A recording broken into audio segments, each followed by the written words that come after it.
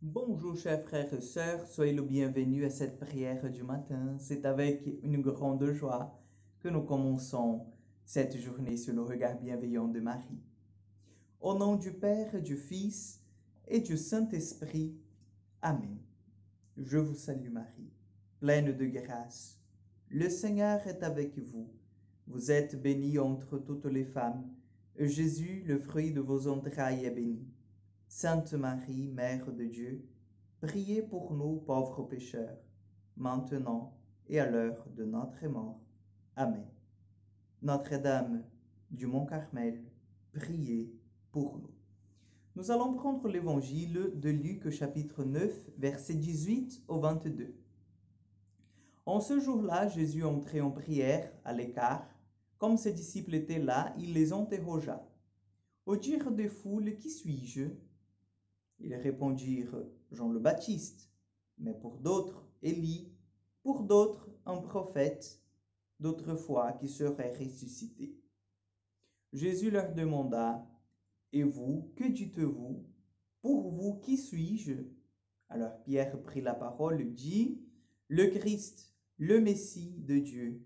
Mais Jésus, avec autorité, leur défendit vivement de ne le dire à personne et déclara, Il faut que le Fils de l'homme souffre beaucoup, qu'il soit rejeté par les anciens, les grands prêtres et les scribes, qu'il soit tué et que le troisième jour il ressuscite. Acclamons la parole de Dieu. Oui, chers frères et sœurs, hier nous avons bien entendu cet évangile qui nous poussait en fait dans une recherche de Jésus. C'était Hérode qui voulait savoir qui était Jésus. Et aujourd'hui, la question, elle est à l'inverse, c'est Jésus qui veut savoir, en fait, qu'est-ce que les gens ils pensent de lui? Qu'est-ce que les gens pensent qu'il est?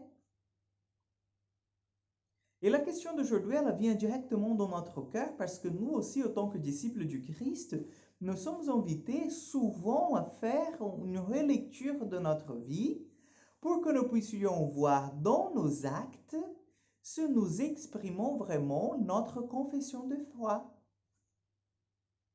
Parce que si je vous pose la question, pour vous, qui est Jésus?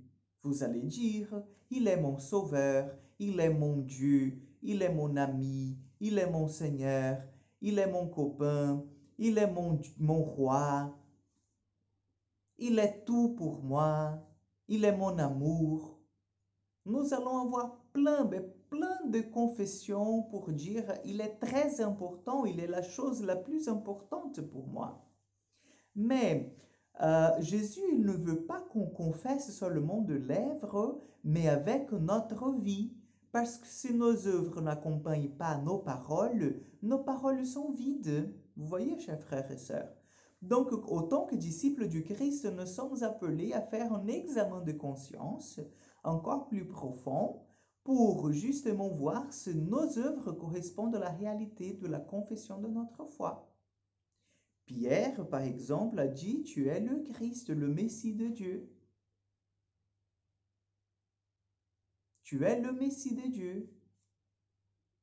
Et plus tard, Pierre il sera reproché par le Christ parce qu'il n'a pas compris ce qui était le Messie de Dieu.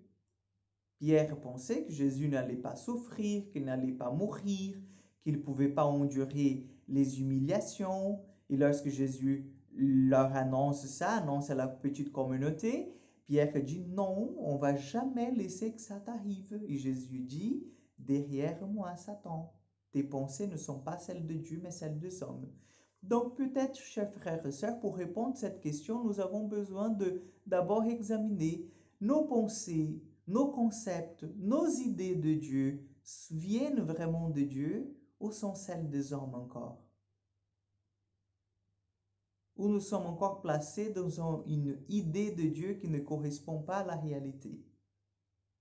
Appelons la Vierge Marie, appelons l'Esprit Saint, qu'il nous donne de plus en plus une conscience aiguë de ce que c'est le Seigneur, de ce que c'est son amour, de ce que c'est sa personne. Le Seigneur soit avec vous. Que Dieu Tout-Puissant vous bénisse et vous garde, le Père, le Fils et le Saint-Esprit. Amen. Je vous souhaite une bonne journée, que la paix du Christ s'établisse dans vos cœurs. Et à demain pour encore une prière du matin.